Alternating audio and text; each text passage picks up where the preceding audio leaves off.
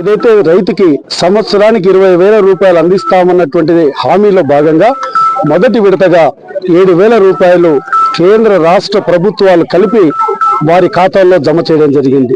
రాష్ట్ర వ్యాప్తంగా అయితే 46,85,000 పైచిలకు మంది యొక్క ఖాతాలలో 3,174 కోట్ల రూపాయలు వేస్తే మా గిద్దలూరు నియోజకవర్గంలో దాదాపు 37,000 మందికి 25,85,00,000 రూపాయలు వారి ఖాతాలలో జమ పడడం జరిగింది. ఇప్పుడే మేము రైతులందరితో కూడా ఇక్కడ వారితో సమావేశం ఏర్పాటు చేస్తే ప్రభుత్వము రైతుల పట్ల ఇంత మేలు చేస్తున్నందుకు వారందరూ సంతోషాన్ని అటు ముఖ్యమంత్రి గారికి, ఉప ముఖ్యమంత్రి పవన్ కళ్యాణ్ గారికి, అలాగే నరేంద్ర మోడీ గారికి ప్రత్యేక కృతజ్ఞతలు జరిపారు. నేను ఒకటే మాట చెప్తా ఉన్నాను, మా యొక్క ఎన్డీఏ కూటమి ప్రభుత్వం ఎప్పుడు కూడా రైతుకు మేలు చేయాలనే ఉంటుంది.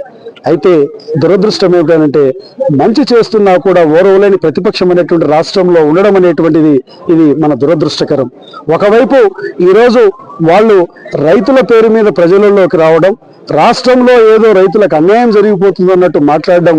ఈ రోజు వాళ్ళని అడుగుతున్నాను, రైతులకి 20,000 రూపాయలు మేము వేస్తా ఉన్నాం, మీరున్నప్పుడు ఇటువంటి సంక్షేమం అందించగలిగారా అని అడుగుతా ఉన్నాం. కేవలం మీరు ఏదో లేనటువంటి అవాస్తవాన్ని మీరు తెలియజెప్తే రైతుల మీ యొక్క ఏదైతే మీరు చెప్పేటువంటి మాటలు నమ్మే పరిస్థితుల్లో రైతులు లేరు. ఇదే కాకుండా ఆ రోజు మిమ్మల్ని అడుగుతున్నాను, మీరు 3,000 కోట్లతో ధరల స్థిరీకరణకి పెడతామన్నారు. ఆ రోజు మిర్చి కానీ టమోటా రైతులు కానీ నష్టపోతే ఏం ఆదుకున్నారు మీరు? ఇదే ఈరోజు మా ముఖ్యమంత్రి చంద్రబాబు నాయుడు గారు ఏదైతే రైతులకి పొగాకు నల్లబర్లి ఆకుకి కొనుగోలు చేయకపోతే ప్రైవేట్ వ్యాపారులు మా యొక్క రాష్ట్ర ప్రభుత్వ చరిత్రలో మొట్టమొదటిసారిగా 273 కోట్ల రూపాయలతో ప్రభుత్వమే కొనుగోలు చేసింది. ఇంతకంటే రైతును ఆదుకునేటువంటి ప్రభుత్వం ఎక్కడ ఉందని నేను అడుగుతున్నాను. ఏది ఏమైనా ఈరోజు ఇదొక్కటే కాదు, రేపు ఆగస్టు 15వ తారీఖు నాడు మహిళలకి ఉచిత ఆర్టీసీ బస్సు ప్రయాణం రాష్ట్రంలో ఎక్కడికి పోయినా అందిస్తా ఉన్నారు. ఒక్కొక్క సంక్షేమ పథకాన్ని ఏదైతే హామీలు ఇచ్చారో వాటన్నిటిని కూడా పూర్తిగా నెరవేరుస్తూ ఒకవైపు సంక్షేమమే కాకుండా రాష్ట్రంలో అభివృద్ధిని కూడా పెద్ద ఎత్తున చేస్తుంది ఎన్డీఏ కూటమి ప్రభుత్వం.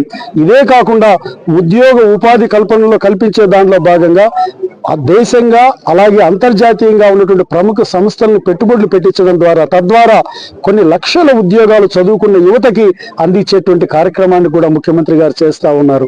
ఏది ఏమైనా నేను ఒకటే చెప్తున్నాను, రైతు సంక్షేమ ప్రభుత్వం, రైతు సంక్షేమ రాజ్యం ఎన్డీఏ కూటమి ప్రభుత్వం, ముఖ్యమంత్రి చంద్రబాబు నాయుడు గారి రాజ్యం అని తెలియజేస్తూ ఈ యొక్క కార్యక్రమాన్ని మా నియోజకవర్గంలో ఒక పండుగ వాతావరణంలో రైతులు చేసుకుంటున్నారని తెలియజేస్తూ నేను సెలవు తీసుకుంటా ఉన్నాను.